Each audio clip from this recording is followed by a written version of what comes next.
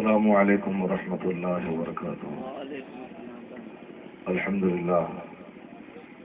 للہ الذی فضل سیدنا و مولانا محمدا علی العالمین جميعا وأقامه يوم القيامة للمذنبين المتلبسين الخطائين الحالكين شفيعا، فصلى الله تعالى وسلم وبارك عليه وعلى كل من هو محبوب ومرضي لديه صلاة تبقى وتدوم بدوام الملك الحي القيوم، وأشهد أن لا إله إلا الله وحده لا شريك له، وأشهد أن سيدنا ومولانا محمدا عبده ورسوله، أما بعد، فأعوذ بالله من الشيطان الرجيم، بسم الله الرحمن الرحيم، ورفعنا لك ذكرك، آمنت بالله صدق الله العظيم وصدق رسوله النبي الكريم،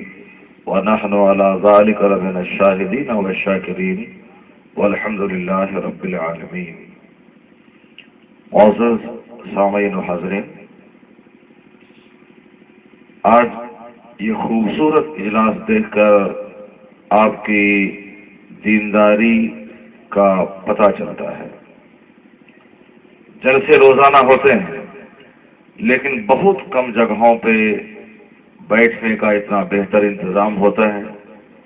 چیئر کے نیچے کارپیٹ اور اوپر جھنڈیوں اور کمکموں سے سجا ہوا شامیانہ، انتہائی وقار اور سنجیدگی کا ماحول، رات کے اس آخری حصے میں بھی اتنا بڑا مجمع، یہ بہت کم جلسوں میں دیکھنے کو ملتا ہے۔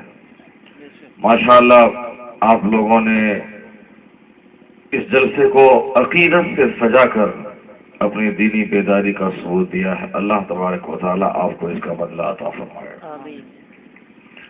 آپ نے سنا ہوگا کہ بزرگان دین نے فرمایا ہے کہ جس جگہ پہ دین کا جلسہ ہو جاتا ہے، یعنی جہاں دینی گفتگو ہوتی ہے، اللہ رسول کا ذکر ہوتا ہے، اس جلسے کی برکت سے سال بھر تک گاؤں میں رحمتوں کی بارش ہوتی رہتی ہے،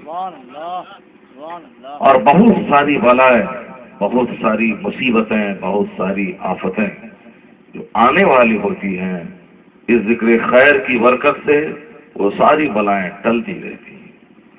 بڑے بھاگیشالی اور بڑے خوش نصیب ہیں وہ نوجوان جو رہتے بمبئی میں ہیں مگر جلسے کے موسم میں گھر آ جاتے ہیں، اور یہاں کے بوڑھے، یہاں کی بچیاں، یہاں کی عورتیں، یہاں کے نوجوان، سبوں نے جلسے کو سجا کر اپنے گاؤں کو بہت ساری مصیبتوں سے بچانے کی کوشش کی ہے۔ اللہ تبارک و تعالیٰ اس گاؤں کی سرسبز و شادابی اور ہریالی کو ہمیشہ قائم دائم فرمائے۔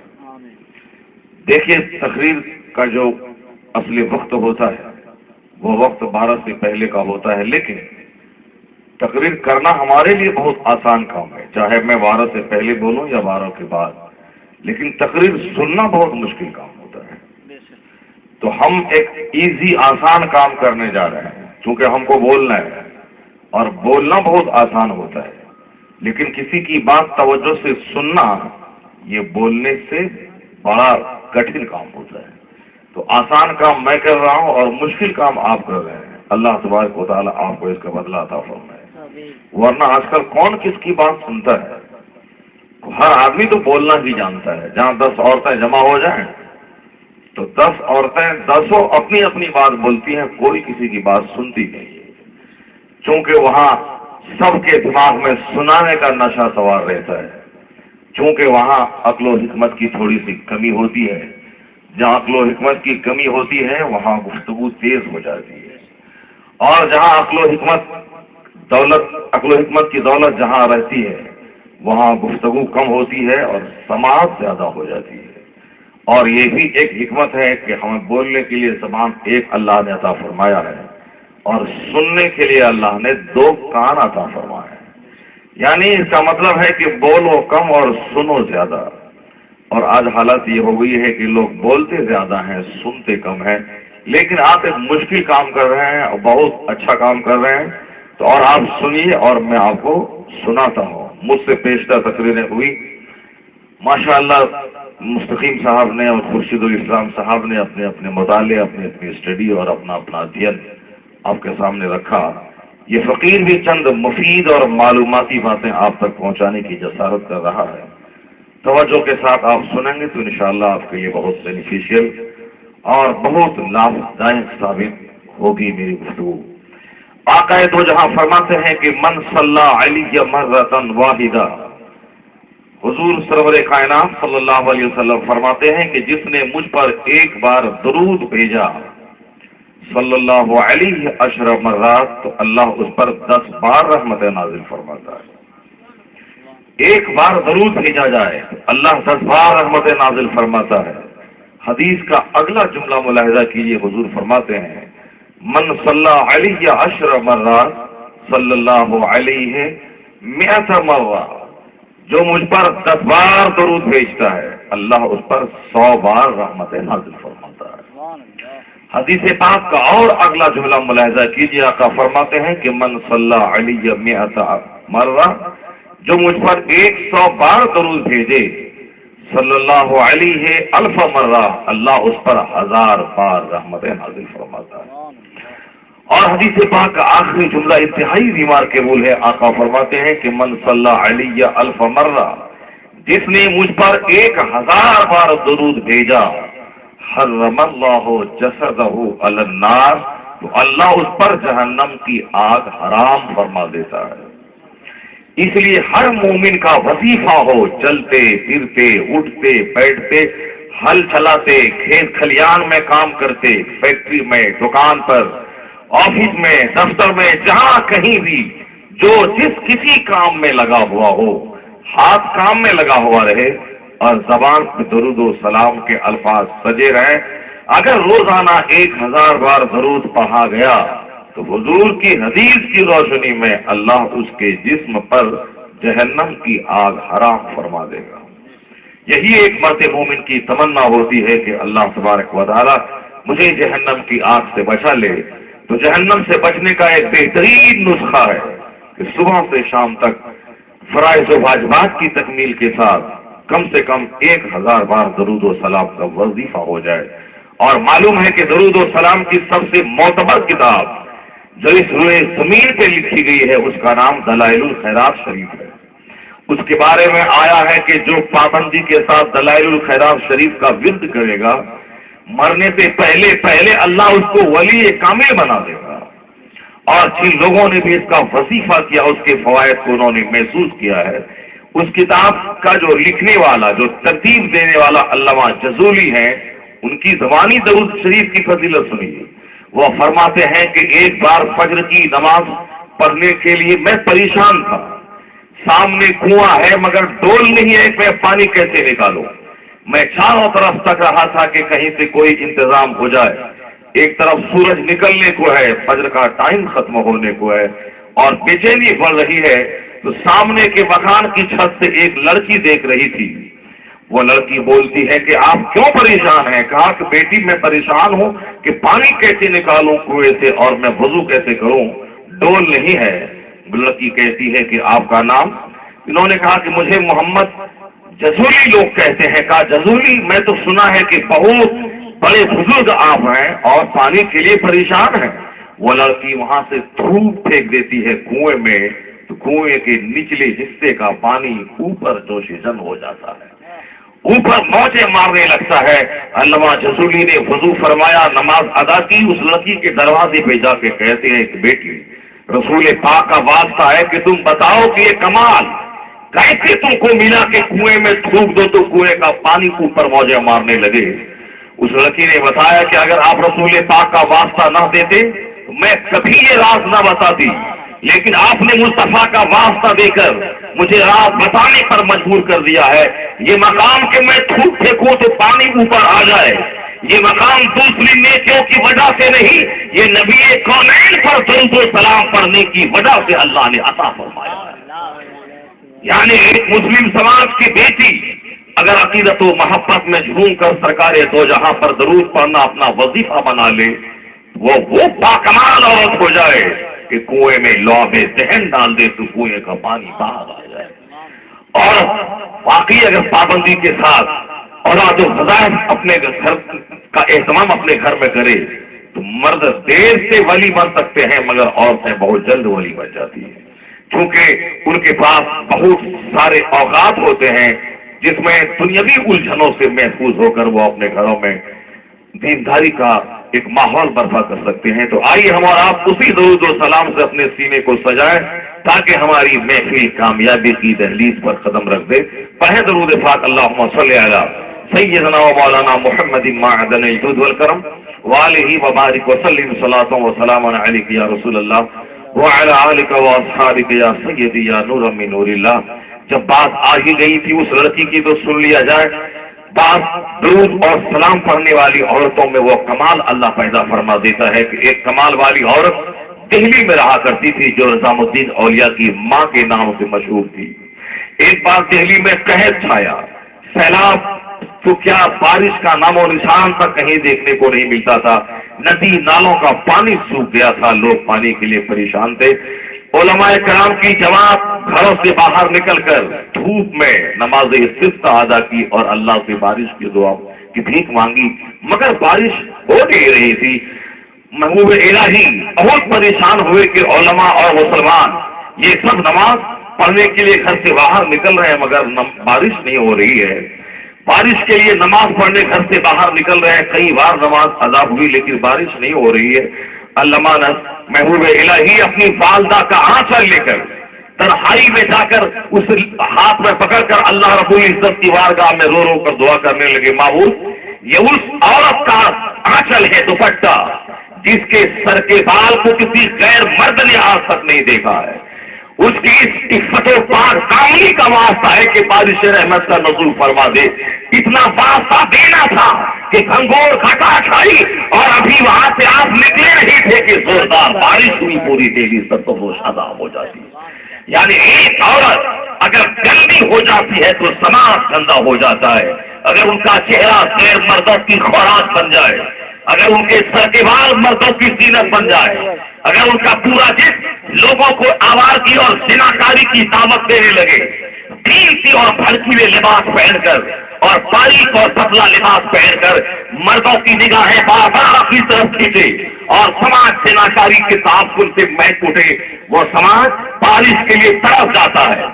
और जहां दूसरों की दुआएं कबूल न हो वहां अगर कोई फतमात पाकीज़ा किरदार वाली औरत का आंचल से अगर उसके वसीले से दुआ मांगी जाए तो अल्लाह वहां दुआ कबूल फरमा लेता। इसका मतलब है कि अल्लाह को पसंद है कि समाज की बेटियां पर्दे में रहें। अल्लाह को पसंद है कि समाज की बेटियों का चेहरा अपने शौहर की अमानत रहे, गैरों की अमानत नहीं। अल्लाह को पसंद है कि समाज की बेटियों के सर के बाल वो अपने शौहर की अमानत रहे, गैर मर्दों की नजर उस पे न पड़े। अल्लाह को यह पसंद है कि एक औरत अपने घर में आके नमाज पढ़े, बनिस्बत इसके कि वो मस्जिद में जाके नमाज पढ़े। यानी औरतों का पर्दे में रहना, घर में नमाज पढ़ना, शौहर की खिदमत करना, गैर मर्दों से अपने जिस्म को बचाना, ये इतना पसंद है कि जहां दूसरों की दुआ कबूल ना करे वहां इस पाकीज़ा औरत के और लिबास के वसीले से मांगी गई दुआ अल्लाह कबूल फरमा लेता है। बरेली के बगल में एक जगह है शाहजहांपुर, जिसके बगल में एक जगह है संडेला। संडेला में एक बार इसी तरह का कहर छाया था और बारिश होने का नाम नहीं लेती थी। पूरे इलाके में हाहाकार और कोहराम मचा हुआ था। उलमाए कराम की जमात आई, बारिश की दुआ मांगी गई, दुआ कबूल नहीं हो रही है। मुसलमान पूरे इलाके से चहल मैदान में आए और तेज धूप में अल्लाह के हुजूर रो रो कर दुआ मांगने लगे, मगर बारिश होने का नाम नहीं लेती थी। उसी इलाके में तवाइफों की एक जमात थी, यानी वो तवाइफ जो सबसे गिरा हुआ काम करती है, इज्जत बेचकर चंद पैसे कमाती है।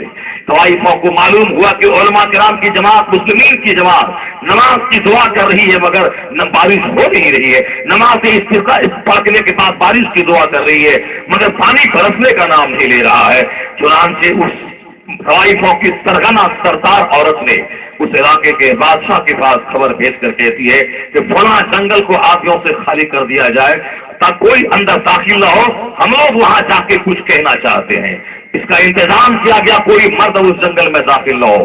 तमाम तवाइफ अपने घरों से निकलकर उस जंगल के अंदर दाखिल हुई और चारों तरफ पहरा लगा दिया गया, कोई मर्द अंदर दाखिल न हो।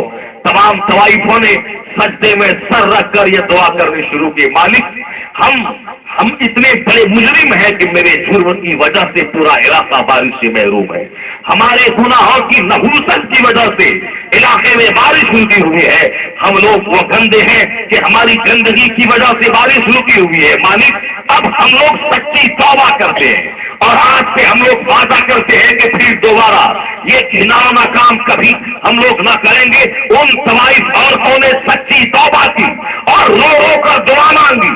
कई दिन से मुसलमानों की जमात, उलमा की जमात दुआ करती थी मगर बारिश नहीं होती थी, मगर अल्लाह गुनाहगारों के तौबा से, गुनहगारों की तौबा से इतना खुश होता है कि तवाइफों ने तौबा की। अभी जंगल से वह लोग निकली, लाठी के गंगोर कटा खाई, बारिश हुई, पूरा इलाका सरसब्ज़ो शादाब हो गया है। मालूम यह हुआ कि सच्ची तौबा से अल्लाह खुश होता है। इसलिए अगर आज तक गंदगियों में अपने दिन गुजारे गए हैं और कभी तौबा की तौफीक ना मिली तो सच्ची तौबा आदमी कर ले, मर्द हो या औरत, और सच्ची तौबा कर ले तो पिछले जितनी भी गुनाह होते हैं अल्लाह तबारक व तआला उन तमाम गुनाहों को नेकियों में तब्दील फरमा देता है। और आका फरमाते हैं कत्ताइबु मिनज़ ज़ंबि कमन ला ज़ंब लह, गुनाहों से सच्ची तौबा करने वाला ऐसा है जैसे कि उसने कोई गुनाह न किया हो। इसलिए जलसा ऐलान करता है, ये जलसा कोई ड्रामा और डायलॉग का जलसा नहीं है, ये कोई चुटकुला और लतीफा का जलसा नहीं है, ये कोई किस्सा और कहानी दोहरा देने का नाम ये नहीं है। ये वो जलसा है जिस जलसे में रूहानियत की बात होती है, जहाँ मुस्तफा की हदीस बयान की जाती है, जहाँ अल्लाह का पैगाम नश्र होता है, जहाँ अपने गुनाहों को याद करके और उस गुनाहों को सच्ची तौबा के पानी से उस गुनाहों के साथ को धोया जाता है। आने वाला आदमी इस जलसे में आता है गुनाहों की पोटी लेकर, लेकिन जब वो यहाँ से वापस हो तो उनका दामन सच्ची तौबा की दौलत से सजा हुआ हो और उनके गुनाहों का दाग धुला हुआ हो। जलसों की बरकतें आज इससे रुखसत हो गई है कि दूसरे पॉलिटिकल जलसों की तरह किसी भी नामो नमूद का जरिया समझ लिया गया है। आज जलसों की बहारें जो लूट चुकी है, आज का जलसा कराने वाला, जलसा में बोलने वाला, जलसा में सुनने वाला, सभाओं के दिल और दिमाग पे अल्लाह का खौफ, रसूल पाक की मोहब्बत और अपने किरदार को नेकियों से सजाने का जज्बा, ये बातें जब खत्म हो जाती हैं तो वह जलसा चाहे करोड़ों रुपए खर्च करके क्यों ना हो, जलसे का कोई बेनिफिट नहीं होता है। जहाँ सुनने वाले के दिल में यह हो कि मैं रसूल पाक का पैगाम सुनाऊं ताकि किसी दिल में उतर जाए मेरी बात, सामईन के दिल में यह हो कि मैं रसूल पाक का पैगाम सुनूं ताकि मेरी जिंदगी में इनकलाब और क्रांति पैदा हो जाए। अगर ये हालतें होती हैं तो उस जलसे में अगर से खर्च कम हो लेकिन इरादे की पाकीज़गी की वजह से आसमान से और जमीन से रहमतों की बारिश होने लगती है। यानी वह जमीन का खित्ता नूर बरसाता है, आसमान से रहमत इलाही बरसती है और फिर उस जलसे का असर सदियों तक महसूस किया जाता है। यही वजह है कि आज हम लोगों ने अपने बाप दादाओं से सुना है, कभी मुजाहिदे मिल्लत जलसे में आते थे और आज 50 साल बीत गए, लोग कहते हैं मुजाहिदे मिल्लत आए थे, उसने ये कहा था। हाफिज़े मिल्लत आए थे 50 साल पहले, मगर आज तक उनकी मौजूदगी की खुशबू महसूस की जाती है। मुफ्ती आज़म हिंद आए थे 50 साल पहले किसी जलसे में, आज भी लोगों को उस जलसे की रौनक याद है कि रात में 2-4 घंटे स्टेज पर मुफ्ती आज़म हिंद बैठे थे। उनके बैठने की वजह से वो काम हुआ था कि एक तरफ 5-10 घंटे की तकरीरें और एक तरफ अहमद रजा का बेटा मुस्तफा रजा था। उनकी मौजूदगी ने जो इनकलाब बर्पा किया है, 5 घंटे की तकरीर ने इनकलाब बर्पा नहीं किया। यानी किरदार और अमल का नमूना अगर कोई बुजुर्ग बैठ जाता हो तो उनकी खामोशी तकरीर से ज्यादा असर हो जाया करती है। यानी जो आवाज और अंदाज की में जो काम नहीं होता है वह काम किरदार और अमल काम कर जाता है। इसलिए इस्लाम जोर देता है इस बात पर कि अपनी बातें कम करे, काम ज्यादा करे। इस्लाम जोर देता है इस पर कि जाहिरी लिबास भले ही गंदे हो मगर दिल उनका पाकीज़ा साफ सुथरा हो, दिल गंदा न हो। इस्लाम पैगाम देता है कि इन्नल्लाह ला यंज़ुरु इला सुवरिकुम वलाकिन यंज़ुरु इला कुलूबिकुम व आमालिकुम। Allah does not see your face, but Allah sees your heart and intentions and actions. Allah तुम्हारी सूरतों को नहीं देखता है कि तुम कितना गोरा है, اللہ نہیں دیکھتا ہے کہ تو کتنا لمبا ہے، اللہ نہیں دیکھتا ہے کہ تم کتنا ٹال فگر کا موٹا اور خوبصورت لباس پہنا ہوا ہے، نہیں، اللہ تمہارے دلوں کو دیکھتا ہے، تمہاری نیتوں کو دیکھتا ہے، تمہارے ارادوں کو دیکھتا ہے، تمہارے اعمال کو دیکھتا ہے۔ اس لیے بخاری کی سب سے پہلی حدیث میں اللہ کے رسول فرماتے ہیں انما الاعمال بالنیات، actions are judged by intention, یعنی تمام اعمال کا دار و مدار نیت پر ہے۔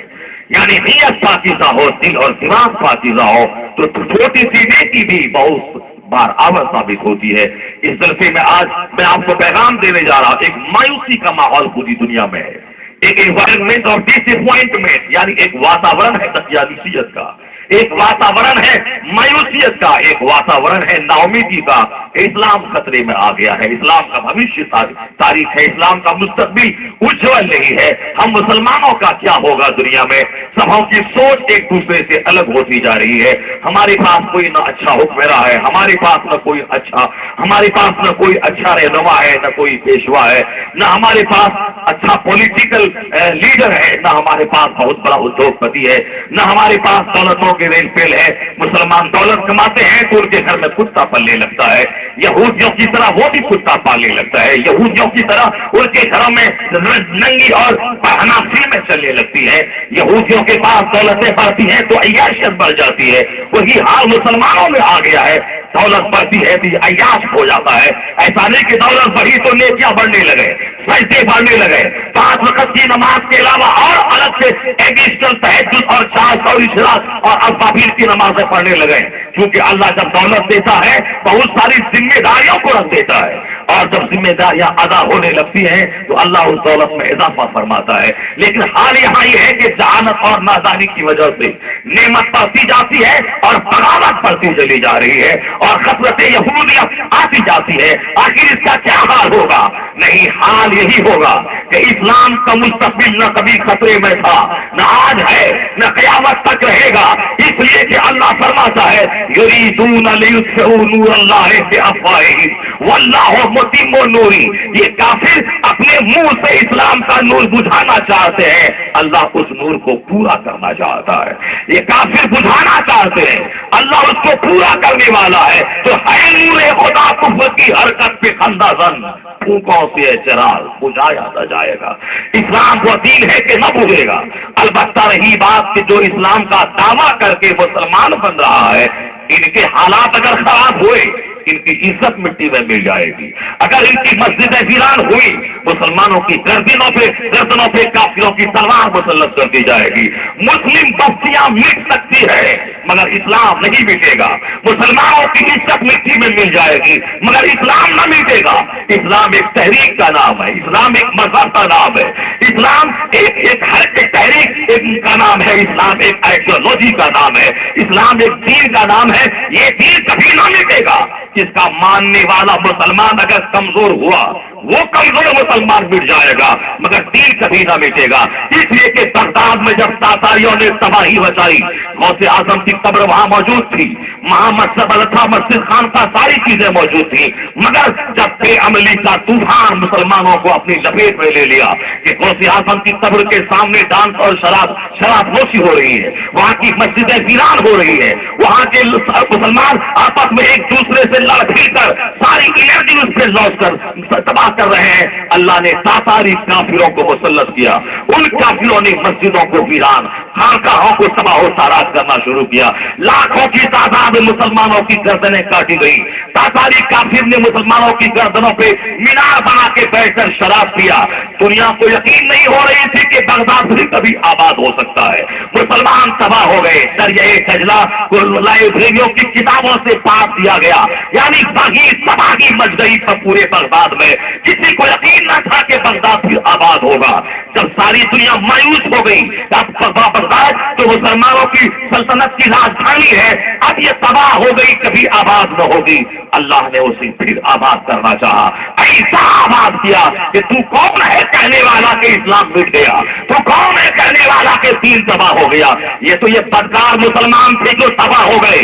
جب مسلمان اپنے گھروں میں شراب پینے لگے تب کافر کا حملہ ہوتا ہے، جب مسجدوں میں ٹوٹے بوڑھے رہے اور جوان عیاشوں کی تحریک پر قدم رکھ گئے اور پورے گاؤں میں وہی تباہی مچ جائے تب اس گاؤں میں اللہ کا عذاب نازل ہوتا ہے. چاہے بارش روک کر یا کافروں کو مسلط کر کے یا عزت خراب ہو جائے یا دل میں خوف و دہشت ڈال کر عذاب کی چاہے جو بھی صورت ہو عذاب نازل ہوتا ہے. بغداد تباہ ہو گیا جب لوگ مایوس ہو گئے تب اسلام آباد نہ ہوگا بغداد میں.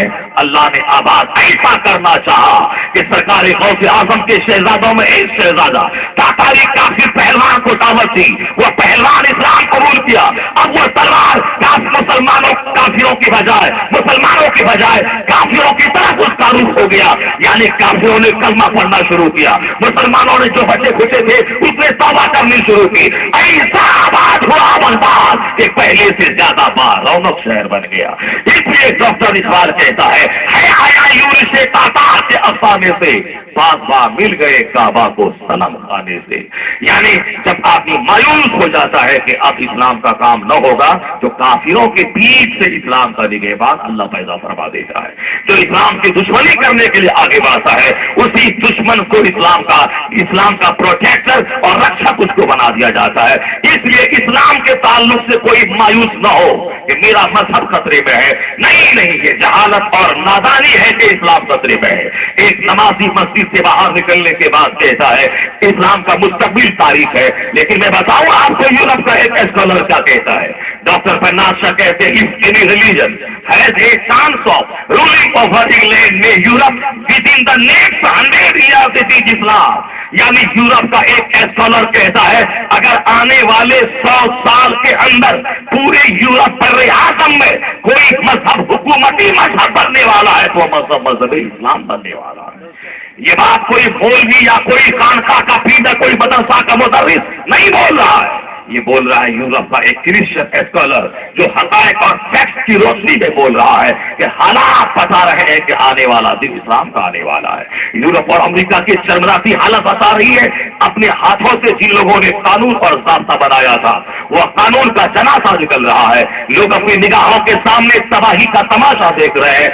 اب دنیا پلٹ کر اسی 1400 سال پہلے عرب کے ریگستان میں آقائے دو جہاں نے جینے کا جو انداز جو جیون پدھتی جو لائف سسٹم جو نظام حیات جو سسٹم آف لائف دنیا کو دیا تھا اب امریکہ یورپ کے لوگ اسی نظام حیات میں اپنی نجات محسوس کرتے ہیں اور ان کا دانشور کلمہ پڑھ کے مسلمان بن کے اسلامی حکومت کی فضا ہموار کر رہا ہے. اس لیے وہاں کا دانشور کہتا ہے آنے والا دن اسلام کا دن ہے. اب میں آپ کو 2-4 باتیں قریب سے میں بتاتا ہوں کس طرح آنے والے دنوں میں اسلامی نظام حیات کی بالا تختی قائم ہونے والی ہے. آقائے دو جہاں کا ذکر جس قدر پوری دنیا میں وہ بلند سے بلند تر ہونے جا رہا ہے. کافروں کی زبان پہ مصطفیٰ کا چرچا جاری ہونے والا ہے. آج ایک اسکالر یورپ کا کہتا ہے I cannot find any other man in human history like Muhammad. میں پورے مانو اتہاس میں مصطفیٰ جیسا کوئی دوسرا مہان آدمی نہیں پاتا ہو. ایک اور دوسرا کوئی اسکالر کہتا ہے as regards all his standards by which human greatness may be measured is anyone greater than he. انسان کی عظمت کو ناپنے کا جتنا پیمانہ ہو سکتا ہے ان تمام پیمانوں پہ ناپا جائے تو ہے کوئی جو مصطفیٰ سے بڑا ہو سکے. یعنی ایک آدمی کی مہانتا ایک آدمی کی عزت ایک آدمی کی عظمت ایک آدمی کی سپریمیسی کو ناپنے کا جتنا پیمانہ جتنا اسٹینڈرڈ ہو سکتا ہے ان تمام اسٹینڈرڈ پہ اس کو ناپا جائے. یعنی جس کا ماننے والا زیادہ ہو جن کا پیغام دیر دور تک پھیلا ہو جن کے دشمن زیادہ ہو جن کے مخالف زیادہ ہو اور جو تمام دشمنی کو برداشت کرتے ہوئے اپنے مشن میں لگا ہوا ہو اور پھر ایک آشچर्य جنک کارنامہ انجام دے دیا ہو. یعنی مہانتا کے جتنے ریزن ہو سکتے ہیں ان تمام ریزن پہ ناپا جائے تو اس پورے زمین پر کوئی نہیں ہے جو مصطفیٰ سے بڑا ہو سکے. اس لیے اعلیٰ حضرت بریلی کی چٹائی پر بیٹھ کر پوری دنیا والوں کو پیغام دیتے ہیں کہ نہ کوئی گاندھی بڑا ہے نہ کوئی نہرو بڑا نہ کوئی اسٹالن بڑا ہے نہ کوئی کارل مارکس بڑا نہ ابراہیم لنکن بڑا ہے اور نہ کوئی مسولینی بڑا. کوئی بڑا نہیں ہے. تو بڑا ہے تو سب سے اعلیٰ و اولا ہمارا نبی سب سے بالا و والا ہمارا نبی. سارے اونچوں میں اونچا سمجھیے جسے ہے اس اونچے سے اونچا ہمارا نبی. سارے اچھوں میں اچھا سمجھیے جسے ہے اس اچھے سے اچھا ہمارا نبی. ایک مسلمان ہونے کے ناطے تمام مسلمان مرد و عورت کے دل اور دماغ میں یہ بات بسی نہیں چاہیے کہ میرا پیغمبر سب سے زیادہ لاجواب، اور اس نے جو پیغام دیا ہے اس پیغام کا دنیا میں کوئی جواب نہیں ہے، اور یہ صرف بول کر نہیں لے جائے بلکہ اس کی عظمت اپنے دل میں محسوس کرے، اور اس کا احساس ہاتھ اور پاؤں اور زبان اور دماغی فکر ان تمام چیزوں سے اس کے احساس کا ظہور ہونا چاہیے۔ ایسا نہیں کہ مجھے ماں باپ سے محبت ہے اور ماں باپ درد سے تڑپے اور ہم اپنا محل سجائے اور ماں کو دوائی کے لیے ایک پیسہ تک نہ دے، وہ کون سی محبت ہے؟ زبان سے مت بولنے کی ماں سے محبت ہے، مگر ماں کی اتنی خدمت کرو کہ دنیا کہے کہ تجھ کو ماں سے محبت ہے۔ آج کل ہر آدمی زبان سے کھوکھلا دعویٰ کرتا ہے اور کردار کے اعتبار سے سب ناکارہ ثابت ہو رہا ہے۔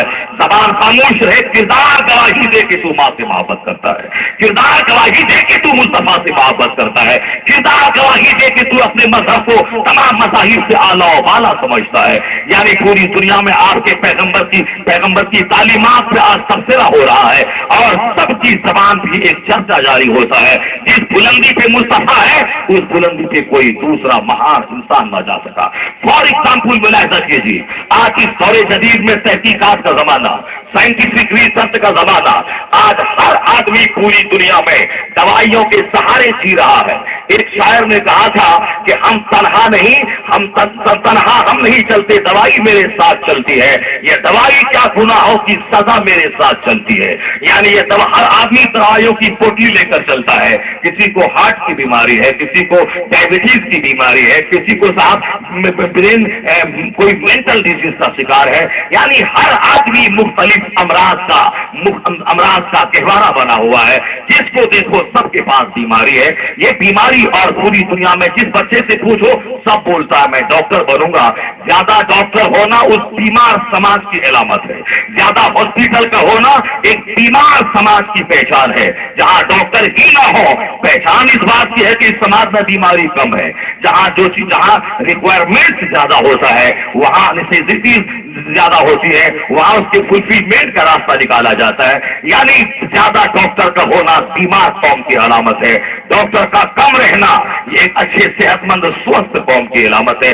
پوری دنیا میں دوائیوں کی طرف رجحان بڑھ رہا ہے، کچھ بھی ہو دوائی کھا لیا جائے۔ ایلوپیتھک دوائی نے جب سائڈ افیکٹ شروع کر دیا ہے تو آج ہم کھاتے ہیں ایک بیماری کو دور کرنے کے لیے، وہ بیماری تو دور ہو جاتی ہے مگر دوسری بیماری پیدا ہو جاتی ہے، یعنی سائڈ افیکٹ ہوتا ہے۔ اب امریکہ کے ڈاکٹروں نے کہنا شروع کیا دوائیوں کے بجائے طریقے زندگی کو درست کر دیا جائے، معمولات زندگی میں تبدیلی لایا جائے، کھان پان، رہن سہن، اخلاق بات، ان سبوں میں تبدیلی لائی جائے تاکہ جو کام دوائی نہ کر سکے وہ کام اس جیون پدھتی کا بدلاؤ انجام دے سکے۔ وہاں کے دانشور کہتے ہیں کہ بیماروں کو شفا دینا ہے۔ فار ایگزامپل روزانہ پابندی کے ساتھ امریکہ کے تمام شفا خانوں میں وہاں کا پادری وہاں کا ٹوٹ جاتا ہے اور بیمار کے سر پہ ہاتھ رکھ کر کہتا ہے ہاؤ آر یو، تم کیسے ہو؟ کیا مطلب؟ وہاں کے ڈاکٹروں نے مشورہ دیا ہے کہ دوائی کا استعمال کم ہو، بیماروں کی مذاق پرسی کا کام زیادہ کیا جائے۔ جو کام دوائی سے نہیں ہوتا ہے وہ کام بیماروں کے سروں پہ ہاتھ رکھ کر ان کی مذاق پرسی سے ہو جاتا ہے۔ جب ایک بیمار سے ہاسپٹل میں پڑا ہو، کوئی رشتے دار دیکھنے نہیں جائے، ہزار دوائی چلے مگر رشتے داروں کا نہ آنا، رشتے داروں کی بے اتنائی برتنا، یہ ان کے دل اور دماغ پہ بوجھ کا کام کرتا ہے۔ نتیجے میں وہ اور بیمار ہو جاتا ہے۔ لیکن جب رشتے دار لوگ آتے ہیں، ان کے پاس آ کر ان کی خیریت دریافت کرتے ہیں، ان کے پاس بیٹھ کر ان کا دل بہلاتے ہیں، تو جو کام دوائی سے نہ ہوتا ہے وہ کام اس مذاق کرسی سے ہو جاتا ہے۔ یہ کام امریکہ یورپ کے دانشوروں کے دل اور دماغ میں، دوائیوں سے کھیلنے والا یورپ، ایلوپیتھک میڈیسن پر جینے والا امریکہ، آج وہاں کا سائنسداں کہتا ہے کہ بیماروں کے پاس جا کر ان کی مذاق کرسی کی جائے، ان کی عیادت کی جائے، ان کی خیریت معلوم کی جائے، یہ دوائیوں سے زیادہ مفید اور کارآمد ہے۔ یہ اپنے دوائی کی تباہی کا تماشا دیکھ کر تب اسی طریقے سے آ رہے ہیں جو پیغام مصطفیٰ نے 3000 سال پہلے عطا فرمایا تھا۔ نبی کونین نے کیا کہا تھا کہ مریضوں کی عیادت کیا کرو، جب تک تم عیادت کرنے جاؤ گے اور وہاں سے جب تک گھر میں لوٹو گے یہ جانا آنا تیرا जन्नत की क्यारियों में टहलना साबित हो जाएगा। यानी मुस्तफा ने जन्नत की क्यारियों में टहलने की बशारत देकर मरीजों की मजाक कुर्सी का एक बेहतरीन तरीका राइज फरमाया है, ताकि तुम्हारी वजह से तुमको सवाब भी मिल जाए, बीमारों की मजाक कुर्सी हो जाए, उनका मर्द भी दूर हो जाए। तो आज दुनिया तबाही का तमाशा देखने के बाद न किसी हिटलर न मुसोलिनी के तरीके में आफियत समझती है। दुनिया मजबूर है कि आफियत अगर है तो मुस्तफा जाने रहमत के तरीके में है। I cannot find any other man in human history like Muhammad। मैं पूरे मानव इतिहास में इस महान मुस्तफा जैसा कोई दूसरा इंसान नहीं पाता हूँ। आज इल्म का उजाला फैल रहा है, आपके पैगंबर आजम की अजमत का चर्चा हो रहा है। आज अमेरिका की कांग्रेस में, आज लंदन के पार्लियामेंट में, पूरी दुनिया में आकाए तो जहाँ के इरशादात, उनके टीचिंग, उनकी शिक्षाओं पे तबसरा हो रहा है। और हम जहालत व लाइल्मी की वजह से मेरा बच्चा हाथ में सोने की अंगूठी पहनता है, क्योंकि उन्होंने पैसा का मोह देख लिया है। बच्चे के पास इल्म नहीं है कि इस्लाम क्या कहता है। वो तो साथ पैसे का मुंह देखा और देखने के बाद काफिरों की तरह सचिन तेंदुलकर को देखा कि हाथ में धागा बांधे हुआ है, ये भी बांधने लगा। अमिताभ बच्चन सलमान खान को देखा, ये गले में सोने का हार पहना हुआ है, ये भी जाहिल बच्चा हार पहनने लगा। अब देखा उन्होंने वो 5 अंगुली में 5 सोने की अंगूठी पहने हुआ है, इनके पास पैसा हुआ, ये भी पहनना शुरू कर दिया। यह ना देखा कि पैसा होने के बाद मुझको करना क्या चाहिए। मेरा आइडियल सलमान खान नहीं है, मेरा आइडियल कोई सचिन तेंदुलकर नहीं है कि हम उनको देखें वैसा ही काम करें। हमारा आइडियल ये नहीं है, हमें ये देखना है मुस्तफा ने क्या कहा है। सोने की अंगूठी मर्द के लिए पहनना हरा, सोने का चेन मर्द के लिए गले में डालना हरा। ये धागा काफिरों की मुशाबहत करके, चाहे अजमेर का धागा क्यों न हो, वह धागा बांधना मजलूम और मायूब है, क्योंकि काफिरों ने बांधना शुरू कर दिया है। इसलिए मुसलमान बच्चा दौलत का इस्तेमाल कैसे करे, उसे इल्म सीखना होगा और उसको अपना आइडियल मानना पड़ेगा कि मेरा आइडियल न कोई क्रिकेटर है, न कोई फिल्म एक्टर है। हमें हमारा आइडियल कौन है? हमारा आइडियल यही है जिसे हम मुस्तफा रजा कहते हैं, जिसे हम अहमद रजा कहते हैं, जिसे हम ख्वाजा पिया कहते हैं, जिसे हम गौसे आजम कहते हैं, जिसे हम सहाबा कहते हैं। और अल्लाह ने कहा लक़द कान लकुम फी रसूलिल्लाहि उस्वतुन हसना, ये मुस्तफा है, इनको देखा करो, इसे अपना आदर्श बनाया करो।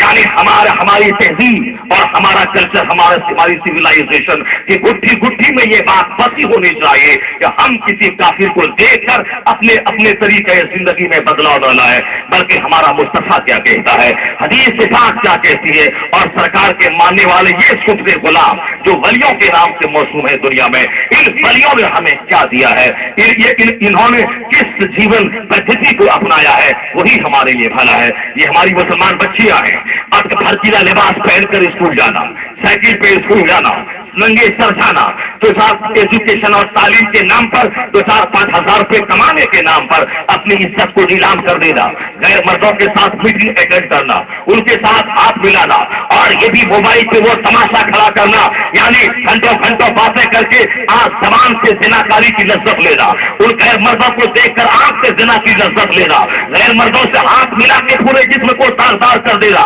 2-4-10 मिनट के लिए तू अभी तबाह कर रही है। अमेरिका ने वो तबाही मचाई है इस आजादी फिक्र का और जिनसी आजादी का।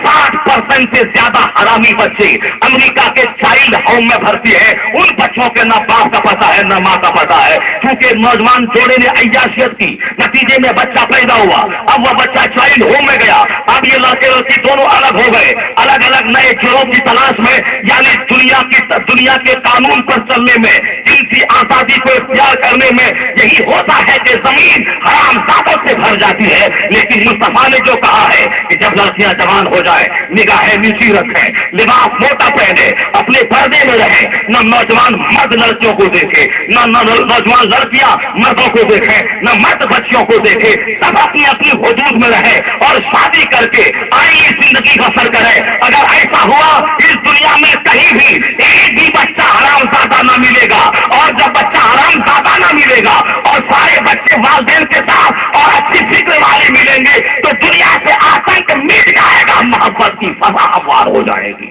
और اور یہی وہ فکر ہے ڈاکٹر فرناز شاہ کہتا ہے a man like him were to assume the dictatorship of the modern world, he would succeed in solving its problem as much needed peace and happiness. یعنی اسلام کے پیغمبر مصطفیٰ جان رحمت یہ صرف مسلمانوں کے مسیحا کا نام نہیں ہے، وہ تو مانوتا کے رکشک کا نام ہے، انسانیت کے مسیحا کا نام ہے۔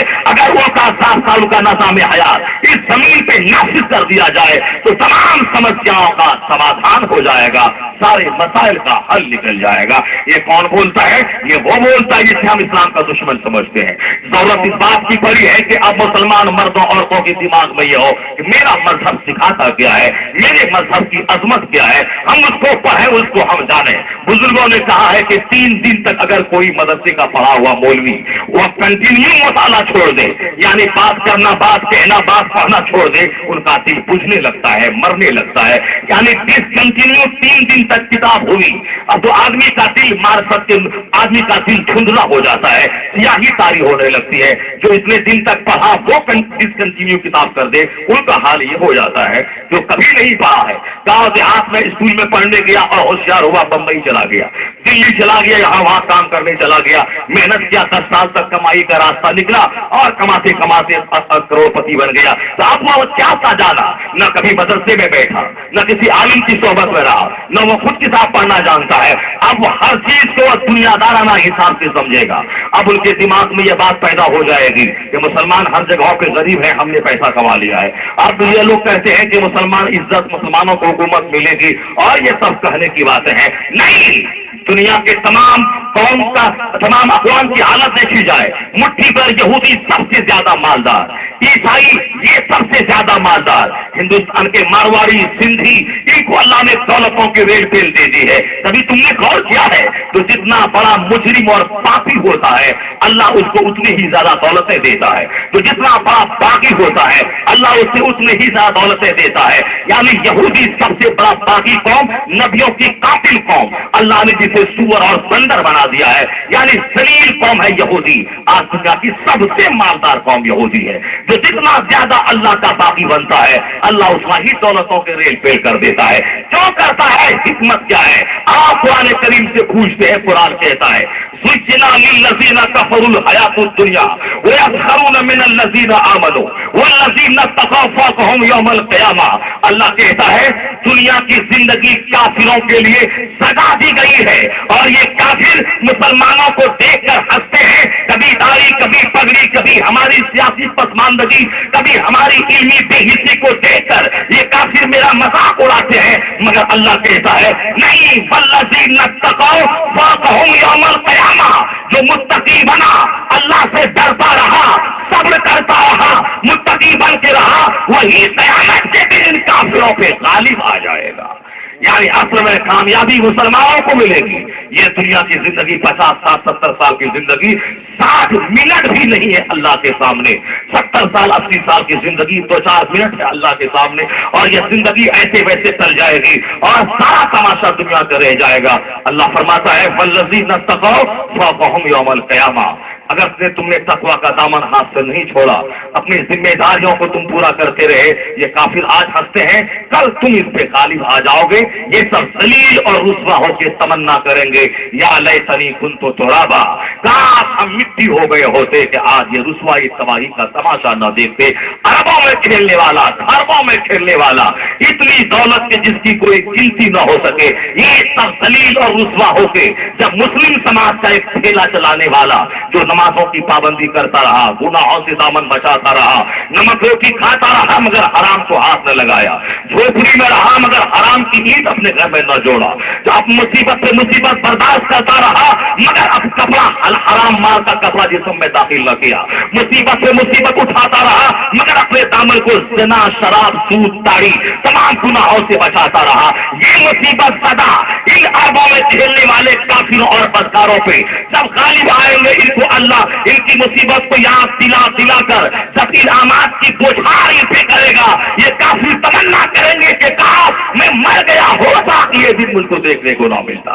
یعنی کافر کو ذلیل اور رسوا کر کے ان غریب خستہ حال مسلمانوں کو قیامت میں عزت تو دور کی بات ہے، دنیا میں بھی اللہ بہت عزت عطا فرماتا ہے.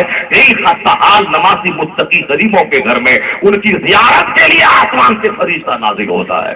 آیا ہے حدیث پاک میں جن کے گھر میں مٹی کا برتن ہو، ہے میرے پاس میں سونا کا برتن بنا سکتا ہو، ہے میرے پاس اتنے پیسے میں چاندی کا ڈش اور چاندی کی پلیٹ اور پیالیاں میں بنا سکتا ہوں، لیکن اللہ سے ڈرتے ہوئے میں نے مٹی کا پیالہ اپنے گھر میں رکھا ہے، تو اس گھر کو دیکھنے کے لیے آسمان سے فرشتہ آتا ہے. کیسا ہے وہ گھر والا جس گھر میں مٹی کا پیالہ ہے؟ کیسا ہے وہ گھر والا جو سونے کی پلیٹ خرید سکتا ہے، بنا سکتا ہے، لیکن اللہ سے ڈرتے ہوئے گھر میں مٹی کا پلیٹ رکھا ہے؟ اس لیے حضور نے کہا جس گھر میں مٹی کے برتن ہو اس گھر کی زیارت کے لیے آسمان سے فرشتہ نازل ہوتا ہے. بات میری بہت دور نہ چلی جائے، میں آپ تک پیغام پہنچانا چاہتا ہوں. کون کہتا ہے کہ مصطفیٰ کا دین دب جائے گا؟ کس نے کہا کہ نبی کونین کا اسلام تاریخ اور مستقبل خطرے میں پڑ جائے گا؟ نہیں، قرآن پاک کا مطالعہ آپ کیجئے پھر اور آگے بڑھیے. دیکھیے نبی کونین کا آخری بیٹا انتقال کر گیا. یہودیوں نے تالیاں بجانے شروع کی تھی کہ چلو اب اسلام دین کی اینٹ سے اینٹ بچ جائے گی، کیونکہ نبی کا بیٹا انتقال کر گیا. اب یہ بیٹا اپنے باپ کے مذہب کو لے کے آگے بڑھتا ہے. بیٹا ہی نہ رہا تو اب ان کا کلمہ آگے لے کے کون بڑھے گا؟ بیٹا ہی نہ رہا تو اب ان کا دین آگے لے کے کون جائے گا؟ جب تک یہ زندہ ہے، زمین پر ہے، تب تک اسلام ہے. یہ دنیا سے چلے جائیں گے پھر اسلام کا نام لینے والا کوئی نہیں رہ جائے گا. آپ کو معلوم ہونا چاہیے کہ ہمارا پڑوسی اگر کافر ہو، وہ کافر پڑوسی کے مذہب کے رسوم میں ہم شریک نہیں ہوں گے، لیکن اگر وہ کافر بیمار پڑ جائے تو ہم اس کی بیماری کے لیے دوا دارو کا علاج ہم کریں گے. وہ کافر اگر کھانے کے لیے پریشان ہے تو ہمارا اسلام سکھاتا ہے کہ تم مت دیکھو کہ اس کا مذہب کیا ہے، تم اس کے کھانے پینے کا انتظام کر دو. میرا پڑوسی میرے گاؤں کا رہنے والا کوئی کافر وہ اگر تانے کو ترستا ہو، ہم اس کو دیں ٹرین پر، راستہ میں، بس اسٹینڈ پہ. یہ مت دیکھے کہ یہ ہندو ہے یا مسلمان، کوئی مصیبت زدہ ہے آپ اس کی مدد کریں، اللہ کے نام دے گا، چاہے وہ کوئی کافر ہی کیوں نہ رہا ہو. دانا پانی بیماری کا علاج کسی کا بھی ہو سکتا ہے. یہ کس خدمت خلق ہے، خدمت انسانیت ہے. دین مذہب دیکھ کر پیسہ نہ دیا جائے گا، ہاں البتہ صدقہ فطر کافر کو نہ دیا جائے گا. اور زکات کا مال جو فرض ہے، یہ فرض زکات یہ کافر کو نہ دیا جائے گا، مسلمان غریب کو ہی دیا جائے گا. البتہ نفل صدقات و خیرات کافر کو بھی آپ کریں گے تو بھی آپ کو ثواب ملے گا. یہ خدمت انسانیت ہے. یعنی اسلام سکھاتا ہے اگر تیرا پڑوسی گنہگار اور کافر بھی کیوں نہ رہے ان کی مدد کرو. اور وہ آدمی نہیں ہے جو پڑوسی کی تکلیف پہ خوشی مناتا ہو. یعنی ایک پڑوسی کا بیٹا ایکسیڈنٹ کر گیا اور ہم تالی بجاتے ہیں اچھا ہوا، جو بہت اکاتا تھا اچھا ہو گیا. وہ آدمی کے لباس میں جانور ہے جو پڑوسی کی تکلیف کو دیکھ کر خوشیاں مناتا ہے. آدمیت کیا ہے؟ جب پڑوسی کی بیٹی کی شادی ہو تیرا بھی چہرہ کشادہ ہو، کھلا ہوا ہو، تاکہ اس کی خوشی میں تو شریک ہو جائے. اور اگر ان کے گھر میں کوئی غم کا ماحول آ پڑا ہے تو بھی اپنا چہرہ غم زدہ کر لے تاکہ وہ پڑوسی سمجھے یہ میرے ساتھ غم میں شریک ہے، ان کے غم کا بوجھ ہلکا ہو جائے. پڑوسی کی مصیبت کا مذاق اڑانے سے ان کا غم اور گہرا ہو جاتا ہے. پڑوسی کے دکھ درد اور مصیبت میں ہنسی اڑانے سے ان کا غم اور گہرا ہو جاتا ہے. اگر ان کے پاس خوشی کا موقع ہو میں چہرہ لٹکا لوں تو ان کے خوشی کا مزہ کرکرا ہو جاتا ہے. اس لیے ہر پڑوسی اپنے پڑوسی کی مصیبت اور راحت کا خیال رکھے. آدمی وہ ہے جو پڑوس کی مصیبت میں غمزدہ بن جائے، آدمی وہ ہے جو پڑوس کی راحت میں اس کو مبارکبادی پیش کرے. یہ ہے آدمیت. لیکن مکہ کے کافر اتنا غیرت سے گر گئے تھے، نبی کونین کا بیٹا انتقال کر گیا. اب ان کافروں نے تانا دینا شروع کیا، چلو بیٹا انتقال کیا ہے اب ان کا مذہب بھی دھیرے دھیرے دنیا سے چلا